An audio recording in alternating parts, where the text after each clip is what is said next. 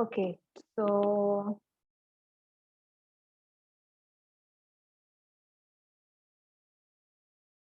कहाँ है दूसरे, कहाँ गए बाकी के? और मुझे रोज तुम लोगों को अपने अपने कैमरास ऑन करने के लिए अलग से क्यों बोलना पड़ता, मेरे को ये बताओ सबसे पहले। हाँ मतलब मेरी रास्ता देख रही थी गजल, ठीक है। तैयार होके तो मैं बैठी थी मैम, लेकिन जब तक आप नहीं बोलोगे हम बेशरम हैं। हाँ प्रियांशु, तुम्हारा क्या प्रॉब्लम है? मेरे कैमरे, सॉरी मेरे लैपटॉप में कैमरा नहीं है मैम। और चैताली?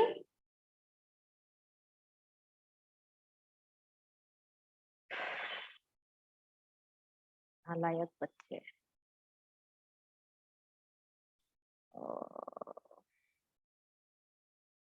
चलो ठीक है।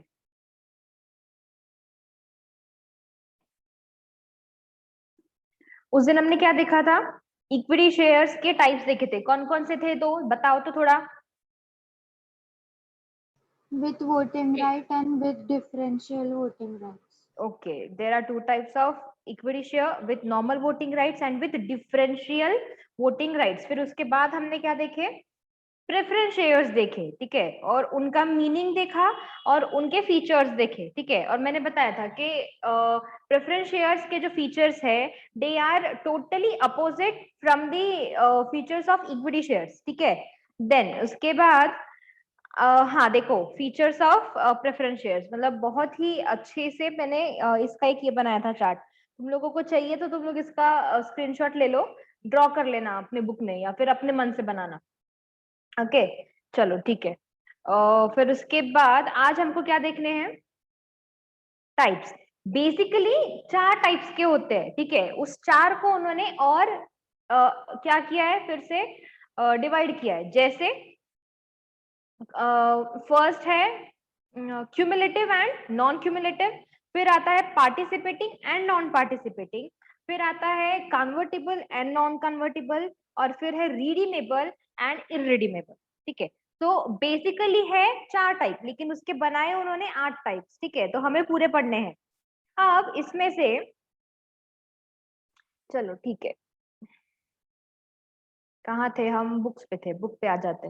देखो पार्टिसिपेटिंग नहीं, सबसे पहले क्यूमुलेटिव है तुमको, तो क्यूमुलेटिव का मतलब पढ़ते हैं। स्क्रीन बराबर दिख रही है और जूम करूं? ठीक है ना इतना? ओके चलो।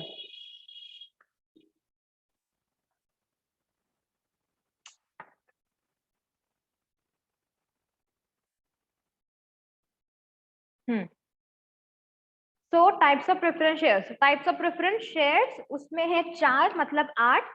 तो फर्स्ट है क्यूमुलेटिव एंड नॉन क्यूमुलेटिव, फिर आता है participating, non participating, convertible, non convertible, redeemable, irredeemable, that's it.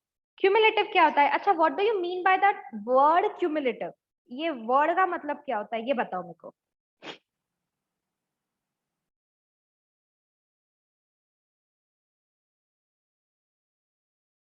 बताओ एनीवन? अरे क्यूमुलेटिव मतलब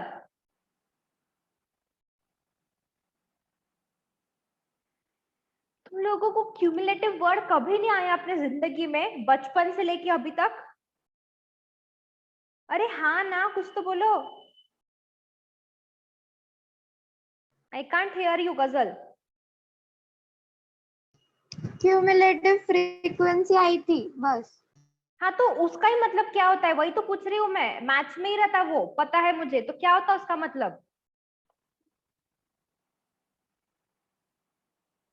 हाँ जैसा रहता है वैसा बताओ, उससे इजी हो जाएगा समझना तुमको। सिर्फ गजल को थी क्या? बाकी लोग नहीं पढ़े क्या मैथ्स? पढ़ा है ना मैम। तो बोलो ना फिर मानसी। मैम जो प्रोबेबिलिटी रहती, हम्म लाइक if 12 to 10 की प्रोबेबिलिटी 10 है, हम्म और फिर 10 to 20 की प्रोबेबिलिटी 20 है, हम्म क्युमुलेटिव फ्रीक्वेंसी 30 हो जाएंगी, मीन्स 20 से ऊपर भी उसमें ऐड हो जाएगा। अच्छा और कोई मीनिंग है इसका तुम्हारे पास? नहीं, मेरा मुंह देख रहे सबके सब, अजीब बच्चे हैं। चलो ठीक है जाने दो, मैं ही बता देती। देखो क्यूमुलेटिव मतलब, अच्छा what do you mean by accumulation?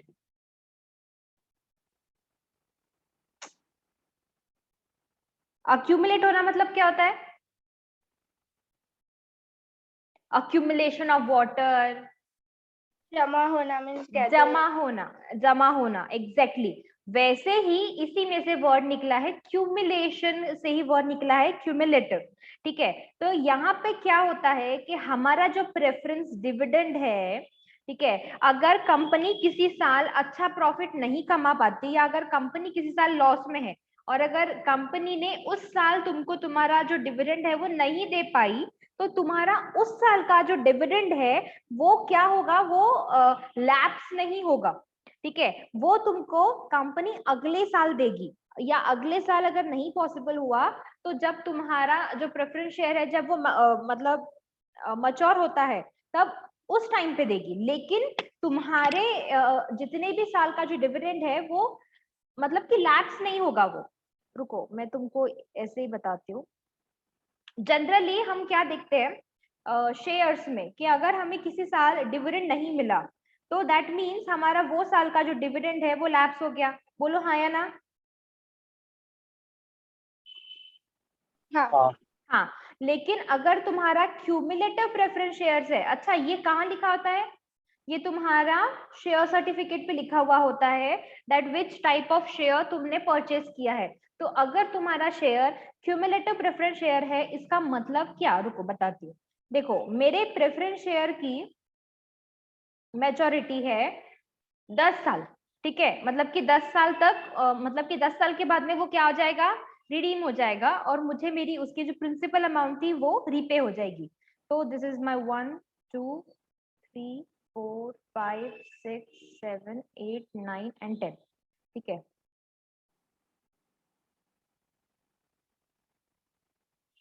ये 10 साल है।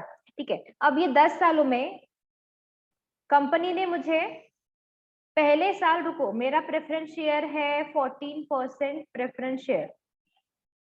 अच्छा ये तो समझ रहा है ना कि मतलब कि 10 साल के बाद में मुझे मेरा जो कैपिटल है वो रीपे हो जाएगा। इतना तो सबको समझता है एवरीवन? ओके, अब क्या हो रहा है देखो, कंपनी ने मुझे पहले साल 14% से मेरा जो प्रेफरेंस डिविडेंड था वो दे दिया। ठीक है, तो मुझे मेरे पहले साल का जो डिविडेंड है वो मिल गया, दूसरे साल भी दे दिया। ठीक है, तीसरे साल क्या हुआ, तीसरे साल क्या हुआ कि कंपनी के पास उतना ज्यादा प्रॉफिट ही नहीं था कि कंपनी मतलब कि डिविडेंड के लिए पैसा बचा सके। मतलब हमारे जो डिबेंचर होल्डर्स है, बॉन्ड होल्डर्स है, या हमारे जो बैंक के लोन्स है उनके इंटरेस्ट टैक्स ये सब कुछ पे करते करते कंपनी का जो प्रॉफिट था वो खत्म हो गया, तो जो शेयर होल्डर्स थे उनके लिए कुछ बचा ही नहीं। तो तीसरे साल ना मुझे कंपनी ने डिविडेंड नहीं दिया। ठीक है, फिर उसके बाद अब चौथे साल भी मुझे सपोज कंपनी ने नहीं दिया डिविडेंड। ठीक है, मतलब कि फोर्थ ईयर भी ऐसा ही हुआ कि कंपनी लॉस में है और कंपनी के पास में मतलब कि पैसा ही नहीं है मुझे देने के लिए। तो ये जो 2 साल का मुझे डिविडेंड नहीं मिला है, क्या ये मुझे कभी नहीं मिलेगा? जनरली हम क्या सोचते हैं कि नहीं मिला मतलब डूब गया। ठीक है, यही सोचते हैं ना हम। अगर हम इक्विटी शेयर होल्डर होते तो क्या हमें वो तीसरे और चौथे साल का जो डिविडेंड है क्या हम वो क्लेम कर पाते, या क्या वो हमको कभी लाइफ में मिल पाता? नहीं। लेकिन अगर हमने क्यूमुलेटिव प्रेफरेंस शेयर लिए हैं, दैट मींस मेरे ये तीसरे और ये चौथे साल का जो प्रेफरेंस डिविडेंड है वो अक्यूमुलेट हो रहा है और वो मुझे 5वें साल मिलेगा। मतलब मुझे 5th ईयर में 3rd ईयर का, 4th ईयर का प्लस 5th ईयर का प्रेफरेंस डिविडेंड मिलेगा। और अगर 5th ईयर में ना दे पाए कंपनी तो हो सकता है 6th ईयर में दे, 7th ईयर में दे, या चलो अगर तुम्हें नहीं देना है तो at the time of repayment, capital repayment, मुझे ये 2 सालों का डिविडेंड प्लस मेरा प्रिंसिपल मिलेगा। दैट मीन्स कि मुझे जो भी साल में जो डिविडेंड है वो नहीं मिल रहा है तो मेरा वो जो डिविडेंड है वो लैप्स नहीं हो रहा है, वो अक्यूमुलेट हो रहा है। ठीक है, बस this is what we call as cumulative preference shares. समझा एवरीवन? सबको? कृष्णा कंपनी ऐसे शेयर्स क्यों करते। क्यों कृष्णा? मैम अभी तो है। तुम लेट आए, ठीक है। क्या बोल रहे थे मानसी? हम ये कंपनी ऐसे शेयर्स फिर इश्यू क्यों करती, सादे प्रेफरेंस शेयर्स इश्यू क्यों नहीं करते? क्यों नहीं करेगी? ठीक है, जब उनके पास में ऑप्शंस है कि हम ऐसे भी शेयर्स देखो, इससे मतलब इससे उनकी गुडविल जो है वो इंक्रीज होती है, मतलब कि इन्वेस्टर्स के मन में एक क्या कहते हैं उसे, तसल्ली होती है कि भाई मेरा जो पैसा है, मतलब कि मैंने जो पैसा लगाया था, तो मुझे एक भी साल का जो मेरा उसका जो रिटर्न है वो डूबेगा नहीं। ठीक है, कंपनी मुझे हर साल का जो डिविडेंड है वो बराबर देगी, भले ही मुझे ये साल ना मिले तो मुझे अगले साल दोनों साल का मिलेगा, हो सकता है 2 साल ना मिले तो मुझे तीसरे साल दोनों साल का मिलेगा, या फिर जब मेरा जो डिविडेंड है जब वो मैच्योर हो जाएगा तो जब मुझे मेरी प्रिंसिपल अमाउंट की जो रिपेमेंट होगी उसके साथ मिलेगा।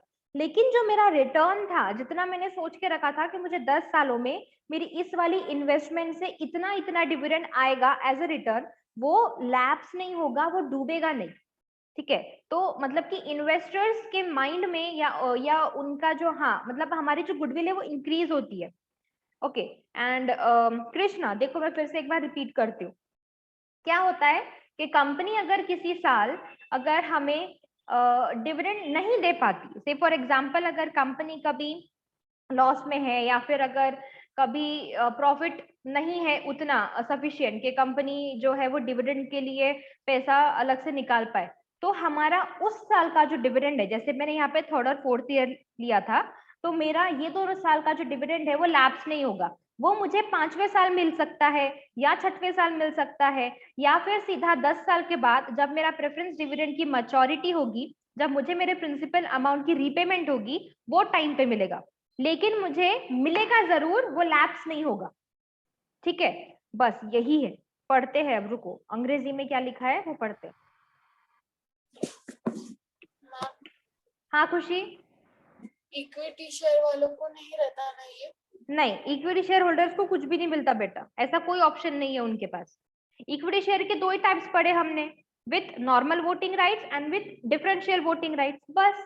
पर यहाँ पे है बहुत सारे ऑप्शंस है हमारे पास में। ओके, देखो, cumulative preference shares are those shares on which dividend goes on accumulating until it is fully paid, underline करो उसको, ठीक है, accumulation of the dividend. Okay, this means if the dividend is not paid in 1 or more years due to inadequate profit, then this unpaid dividend gets accumulated. This accumulated dividend is paid when company performs well. जब company के पास अच्छा खासा पैसा आ जाएगा, तब तुम्हें तुम्हारे उस साल का जो डिविडेंड है वो तुम्हें कंपनी पे कर देगी। ठीक है, the arrears of dividend The arrears of dividend are paid before making payment to equity shareholders. ये भी बहुत important है, ठीक है। The arrears of dividend are paid before making payment to equity shareholders. मतलब क्या है इसका पता है कि अगर ये तीसरे और चौथे साल का जो मुझे ये था डिविडेंड, अगर ये मुझे नहीं मिल रहा है, लेकिन अगर कंपनी विशेस टू पे मी इन द 5th ईयर, ठीक है, तो ये 5वें साल मुझे इक्विटी शेयर होल्डर्स के पहले ये तीसरे और चौथे साल का डिविडेंड देंगे, फिर अगर इक्विटी शेयर होल्डर्स के लिए डिविडेंड बचता है तो उनको डिविडेंड मिलेगा। ठीक है, गेटिंग पॉइंट, समझा क्या? मैम अगर उन्होंने सोचा कि रीपेमेंट के टाइम पे देंगे, तो पहले वो 2 साल का डिविडेंड अलग निकाल के फिर इक्विटी शेयर्स को देंगे। हाँ, अरियर मींस? अरियर्स मींस जो पैसे हमारे अटके हुए होते हैं। ठीक है, मतलब जैसे अगर मैंने आज मेरा माल बेच दिया, ठीक है, और मेरे वो पैसे अभी तक आए नहीं, सपोज मैंने 1 महीने पहले मेरा माल बेचा था, ठीक है, और मेरे वो पैसे अभी तक आए नहीं है, तो मैं क्या बोलूंगी कि उतने पैसे जो है मेरे वो अरियर्स में है, मतलब वो पैसे मेरे अटके हुए हैं, अभी तक मुझे मिले नहीं है। ठीक है, तो उसको अरियर्स बोलते हैं। फिर उसके बाद देखो क्या कहता है, The preference shares are always cumulative unless otherwise stated in the AOA. This is again very important. ठीक है, देखो प्रेफरेंस शेयर होल्डर्स को बहुत सारी बेनिफिट्स मिलते हैं। क्या बोल रहा है वो कि अगर हमारे AOA में ऐसा कुछ मेंशन नहीं है कि हम जो भी शेयर इशू करेंगे वो किस टाइप का होगा, तो इट इज ऑलवेज डीम्ड कि तुमने जो प्रेफरेंस शेयर इशू किया है वो क्यूमुलेटिव प्रेफरेंस शेयर ही है। ठीक है, अगर तुम किसी और टाइप का प्रेफरेंस शेयर इशू करते हो, ठीक है, तो तुमको वो भी अपने AOA में लिखना पड़ेगा। और अगर नहीं लिखा है कुछ भी, दैट मीन्स कि तुम जो प्रेफरेंस शेयर इशू कर रहे हो it is cumulative in nature. Okay, it means that if the dividend is not paid any year, the unpaid amount is carried forward to the next year and so on until all arrears have been paid. ठीक है, मतलब हमारे जितने भी arrears है वो हमें fully paid up ही होते हैं, हमेशा वो हमें पूरे मिलते हैं. ठीक है, अब ये नॉन क्यूमुलेटिव क्या है? कुछ भी नहीं, मतलब जो साधे नॉर्मल प्रेफरेंस शेयर्स है वो हमारे नॉन क्यूमुलेटिव है. मतलब अगर तुम्हें थर्ड ईयर का नहीं मिला, फोर्थ ईयर का नहीं मिला, तो भूल जाओ वो साल का डिविडेंड तुम्हें नहीं मिलने वाला. ठीक है, तुम्हारा कोई भी जो डिविडेंड है वो अक्यूमुलेट नहीं हो रहा है. अगर तुम्हें किसी साल नहीं मिलता है दैट मीन्स कि वो लैप्स हो गया. ठीक है, देखो वही है. Dividend on these shares does not get accumulated. This means the dividend on shares can be paid only out of profits of that year. ठीक है, the right to claim the dividend will lose. Sorry, या फिर will lapse if company does not make profit in that particular year. If the dividend is not paid in any year, it is lost forever. ठीक है, वो तुम्हें कभी नहीं मिलेगा फिर. ओके, बस और कुछ भी नहीं है. अब पार्टिसिपेटिंग प्रेफरेंस शेयर्स, ये भी थोड़ा सा नया नया है. ओके, देखो, the holders of these shares are entitled to participate in surplus profit besides preferential dividend. The surplus profit which remains after the dividend has been paid to equity shareholders up to certain limit is distributed to preference shareholders. क्या हो रहा है यहाँ पे, तुमको क्या समझा बताओ तो.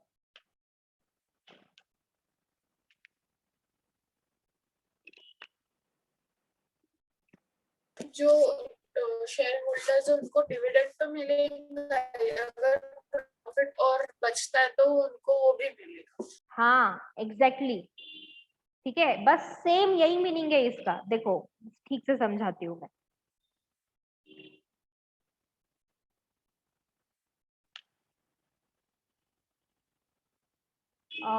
देखो ये था मेरा, सपोज मैं सब कुछ मैं सीधे पैट से लेती हूँ. ठीक है, this my profit after tax. फिर इसके बाद मैंने निकाल दिया प्रेफरेंस डिविडेंड सबसे पहले. ठीक है, मतलब मेरे जो प्रेफरेंस शेयर होल्डर थे मैंने उनको डिविडेंड पे कर दिया मैंने. ठीक है, अब इसके बाद मेरे पास जो पैसा बचेगा वो किसके लिए बचेगा? Earning available to equity share holders. ठीक है, अब मैं मेरे इक्विटी शेयर होल्डर्स को पैसा डिस्ट्रीब्यूट कर रही हूँ. ठीक है, अब इसके बाद भी मेरे पास कुछ अमाउंट बची है, के बाद भी मेरे पास कुछ अमाउंट बची हुई है. मतलब मैंने बहुत ही ज्यादा पैसे कमा लिए, मेरे जेब से पैसे गिर रहे. ठीक है, तो अब क्या करेगी कंपनी? कुछ ऐसे भी प्रेफरेंस शेयर्स होते हैं, ठीक है, जिन्हें हम कहते हैं पार्टिसिपेटिंग प्रेफरेंस शेयर्स. तो ये जो होते हैं लोग, ओके, ये क्या करते हैं पता है? इनका इसमें पार्टिसिपेशन होता है. ये जो इक्विटी शेयर होल्डर्स को डिविडेंड पे करने के बाद जो थोड़ी बहुत पैसा बच जाता है अप टू सर्टेन लिमिट. ठीक है, अब वो जो लिमिट है वो कौन डिसाइड करता है? तो भैया वो कंपनी करती है डिसाइड, और कंपनी के बीओडी करते हैं. ठीक है, तो ये जो होता, अब इसमें से इनकी जो शेयर होल्डिंग है उनके अकॉर्डिंगली इनको फिर से डिविडेंड मिलेगा. ठीक है, मतलब उनका प्रेफरेंस डिविडेंड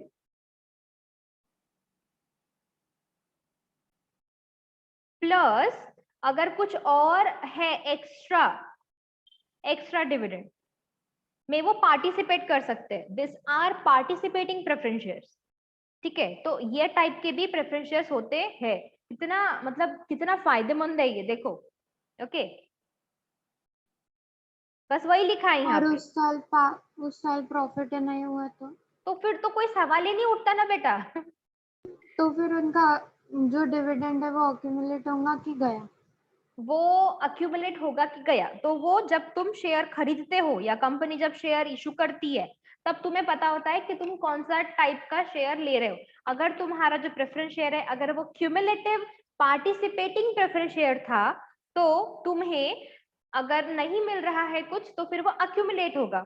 ठीक है, लेकिन अगर साधा पार्टिसिपेटिंग प्रेफरेंस शेयर था तो नहीं अक्यूमुलेट होगा. ठीक है, डिपेंड्स कि तुम किस टाइप का शेयर खरीदते हो. ओके, देखो यहाँ पे क्या अंडरलाइन करो. हाँ मानसी, बट अभी तो शेयर सर्टिफिकेट मिलता ही नहीं, अभी तो डीमैट फॉर्म में रहता ना। हाँ, तो भी जब शेयर इशू होता है तब हमें पता होता है ना कि हम किस टाइप का शेयर ले रहे हैं। ठीक है, कंपनी आज भी प्रोस्पेक्टस इशू करती है। ठीक है, तो हमें पता होता है कि हम जो शेयर खरीद रहे हैं वो किस टाइप का शेयर है। ओके, देखो कहाँ थी मैं, हाँ ये अंडरलाइन करो। The surplus profit which remains after the dividend has been paid to equity shareholders up to certain limit is distributed to preference shareholders। मतलब participating, तो इनका पार्टिसिपेशन किस चीज में है, तो इनका पार्टिसिपेशन है सरप्लस प्रॉफिट में। ठीक है, और नॉन पार्टिसिपेटिंग मतलब उनको प्रॉफिट नहीं मिलेगा। नहीं मिलेगा obviously. Opposite. The preference shares are deemed to be non-participating if there is no clear provision in the AOA. These shareholders are entitled to fixed rate of dividend prescribed at the time of issue। यहाँ पे dividend है ये, ठीक है, this is dividend, इसको ठीक कर लो। देखो, unless and otherwise stated in the AOA, जब तक तुम्हारे एओए में अलग से ऐसा लिखा नहीं है कि हम जो शेयर्स इशू करेंगे वो पार्टिसिपेटिंग होंगे, इट इज ऑलवेज डीम्ड कि तुम जो प्रेफरेंस शेयर्स इशू कर रहे हो it is non participating in nature. ठीक है, जैसा ऊपर किस चीज में था, क्यूमुलेटिव में था, वैसे ही सेम यहाँ पे किस इसमें है, नॉन पार्टिसिपेटिंग में है। ठीक है, कि अगर तुम्हारे एओए में कोई ऐसा क्लियर प्रोविजन नहीं है तो ये हमेशा मान लिया जाएगा कि तुम जो भी प्रेफरेंस शेयर इशू कर रहे हो it is non participating in nature. ठीक है, I hope you are understanding, समझ आ रहा है क्या? ओके, चलो फिर इसके बाद कन्वर्टिबल तो बहुत इजी है। क्या होता है कन्वर्टिबल मतलब? कि वो वो शेयर प्रेफरेंस में कन्वर्ट कर सकते। किस में कन्वर्ट होते हैं? Equity share. Equity share. Okay, okay. The holders of these shares have a right to convert their preferred shares into equity shares. The conversion takes place within a certain fixed period. ठीक है, जैसे मैंने यहाँ पे जो 10 साल का एक एग्जाम्पल लिया था, अरे बहुत ही गंदा हो गया क्या ये पेज? नहीं है अभी जगह थोड़ी सी और। देखो, मैंने जो प्रेफरेंस शेयर खरीदा है उसका टेनर है 10 साल। ठीक है, तो 10 साल के बाद में अगर मेरा जो प्रेफरेंस शेयर है अगर वो कन्वर्टेबल है तो 10 साल के बाद मेरा जो प्रेफरेंस शेयर है वो इक्विटी शेयर में कन्वर्ट हो जाएगा। ठीक है, मतलब मुझे उसकी प्रिंसिपल अमाउंट मिलेगी क्या 10 साल के बाद? नहीं मिलेगी। ठीक है, क्योंकि वो कन्वर्ट हो जाएगा इक्विटी शेयर में। ओके, और क्या कह रही थी मैं, हाँ, this type of securities are called as hybrid security. मतलब ऐसी सिक्योरिटी जिसमें एक से ज्यादा सिक्योरिटी के फीचर्स होते हैं उसे हाइब्रिड सिक्योरिटी कहते हैं। जैसे अगर मैंने डिबेंचर्स खरीदे, ठीक है, अगर मैंने डिबेंचर्स खरीदे, डिबेंचर्स भी होते हैं कन्वर्टेबल, बोलो हाँ या ना? होते हैं। ठीक है, अगेन अगर 10 साल के बाद में मेरा जो डिबेंचर था उसके पास एक ऑप्शन है कि मैं उसे इक्विटी में कन्वर्ट कर लूं, तो अगेन ये जो मेरा डिबेंचर है it is hybrid kind of security. That means कि मेरी जो इन्वेस्टमेंट है वो मैंने किस काइंड ऑफ सिक्योरिटी में की है, तो हाइब्रिड सिक्योरिटी में की है। ठीक है, याद रखना ये वर्ड, अभी तो नहीं आएगा तुमको काम, आएगा आगे जब तुम बड़े हो जाओगे ना थोड़े से, तब आएगा तुमको काम। ओके, चलो अंडरलाइन कर लो यहाँ पे क्या, holders of this shares have a right to convert their preference shares into equity shares, that's it.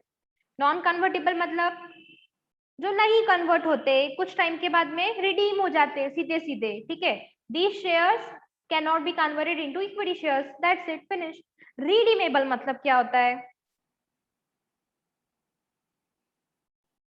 बताओ? वो उतने पीरियड के बाद में मतलब हो जाते खत्म हो जाते मतलब मर जाते? मतलब उनको नहीं, उनको उनकी रीपेमेंट मिल जाती है शेयर होल्डर्स को। अच्छा, बस बस, और किसी को कुछ बोलना है? कंपनी बायबैक ऑफ शेयर्स करती। नहीं, नहीं मानसी, रुको 2 मिनट।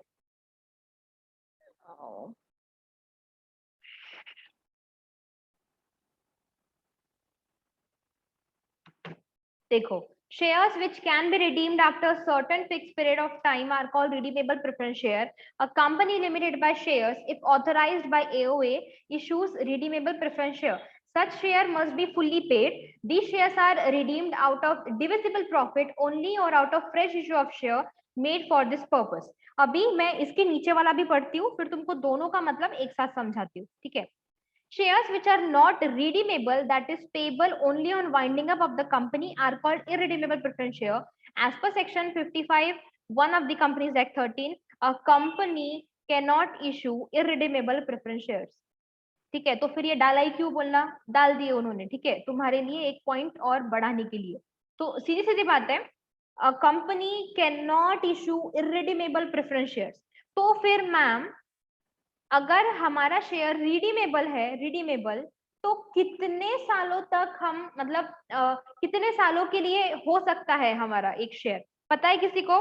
प्रेफरेंस शेयर मतलब कि उसकी मैक्सिमम जो मैच्योरिटी का टाइम है वो कितने साल हो सकता है?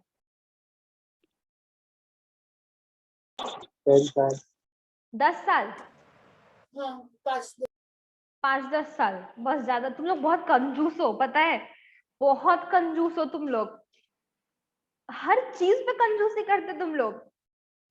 100 साल 15 साल 15, हाँ चलो ज्यादा में ज्यादा 15, और थोड़े से बड़ा ऑप्शन लगा रही मैं यहाँ पे.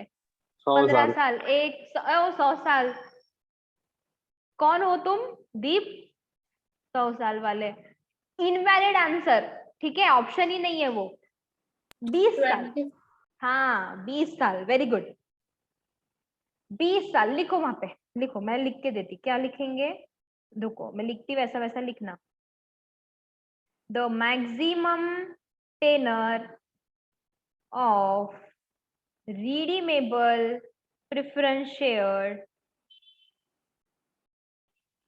are 20 years. ऐसा बोर्ड में लिखना, 20 years, ठीक है. मतलब 20 साल से ज्यादा एक दिन का भी प्रेफरेंस शेयर कंपनी इशू नहीं कर सकती. मतलब कि तुमने अगर कोई टाइम पीरियड उसका अगर नहीं भी सेट किया at the time of issue, तो 20 साल के बाद तुम्हारा जो प्रेफरेंस शेयर है वो अपने आप रिडीम होगा according to the companies act, ठीक है. So it is a rule कि तुमने अगर प्रेफरेंस शेयर इशू किया है, कोई भी टाइप का रहो, देखो इररिडीमेबल तो अलाउड ही नहीं है, ठीक है, मतलब कि तो वो जिंदगी भर के लिए तो प्रेफरेंस शेयर इशू कर ही नहीं सकते, ठीक है. लेकिन बाकी मतलब अगर तुम्हारा कोई भी टाइप का है, ओके, एक्सेप्ट कन्वर्टिबल, ठीक है, तो वो 20 साल के बाद जो है वो रिडीम होना ही होना है, ठीक है. तो इसको ध्यान में रखना. अब देखो रिडीमेबल मतलब क्या है फिर, कि 20 साल की, चलो यहाँ पे मैंने 10 साल का ली थी ना एग्जाम्पल, 10 साल, सपोज मेरे प्रेफरेंस शेयर की जो मैच्योरिटी है वो 10 साल है, ठीक है. तो 10 साल के बाद में क्या होगा, सपोज से फॉर एग्जाम्पल मैंने, ये मेरा 10% है, मैंने ₹100 ईच, कितने शेयर्स लू बताओ? 100 शेयर लू, ठीक है. मैंने 1000, ठीक है, लो भाई लो, मैंने 1000 शेयर्स खरीदे थे, ठीक है. अरे सॉरी, बताओ फिर मैंने कितने के शेयर खरीदे थे? हाँ 1 लाख मतलब मेरी टोटल इन्वेस्टमेंट वो टाइम पे कितनी थी, मतलब मैंने 1 लाख रुपए के प्रेफरेंस शेयर लिए थे. अभी आज कौन सा, आज 2021 है ना, तो मैंने 2011 में लिए थे, ठीक है. मैंने 2011 में 1 लाख रुपए के प्रेफरेंस शेयर्स खरीदे थे, जिसकी मैच्योरिटी थी 10 साल, 10 इयर्स के लिए.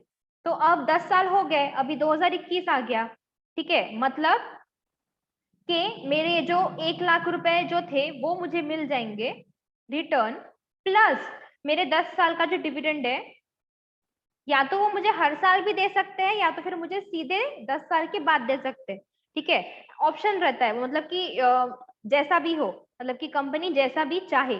तो अगर हाँ, तो ये इतना अमाउंट मुझे पूरा का पूरा मिल जाने वाला है. मतलब मेरा जो प्रेफरेंस शेयर है वो रिडीमेबल है. तो जब मेरा शेयर रिडीम होगा तो मुझे क्या मिलेगा, तो मुझे इतना सारा पैसा मिलेगा। ठीक है, मतलब मेरी प्रिंसिपल अमाउंट कितनी है, 1,00,000 रुपए। ओके, बोलो हाँ, मुंडी तो हिलाओ। हाँ हाँ हाँ ओके। खुशी और दीप ने हाँ। तो वो बंद ही करके रख दिया, और चैताली और वैष्णव तो दिख ही नहीं रहे मेरे को। तुम लोग ने मुंडी नहीं हिलाए? हिलाए, ओके ओके, ठीक है ठीक है। तुम नीचे थे ना बेटा, सब नहीं दिखते एक साथ। ठीक है ओके। और इरेडीमेबल तो अलाउड ही नहीं है। ओके देखो यहाँ पे क्या अंडरलाइन करना है तुमको,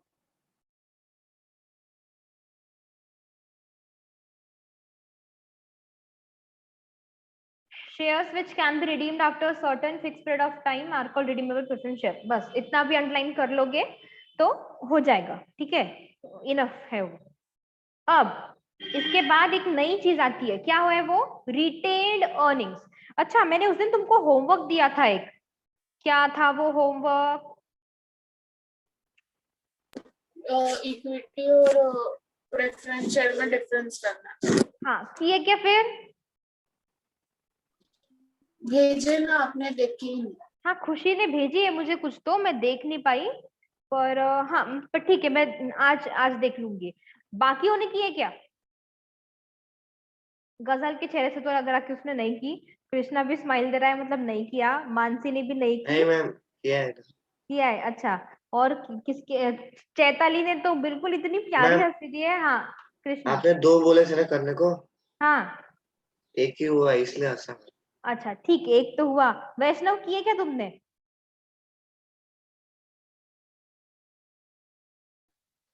आधा हुआ मैम, एक भी नहीं हुआ।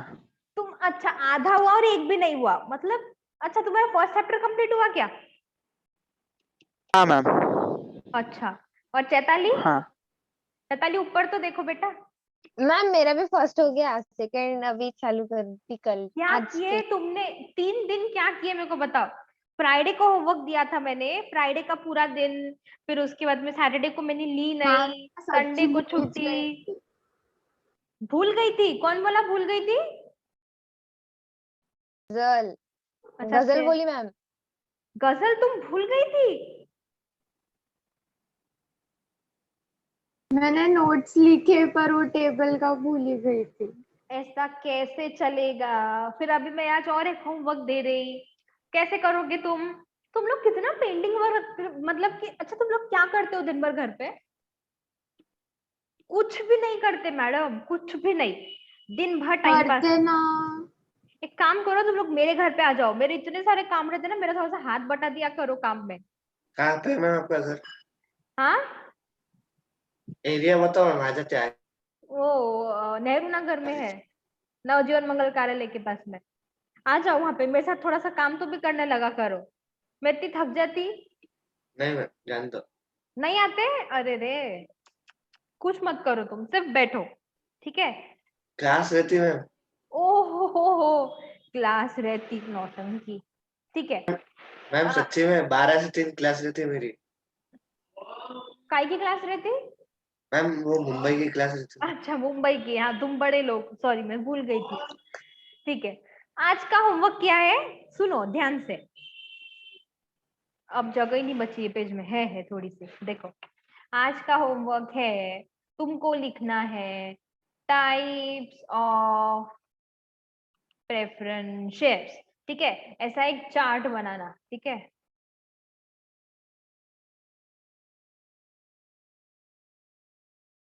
उसको 4 इसमें डिवाइड करना, फिर ये एक इसको 2 इसमें डिवाइड करना।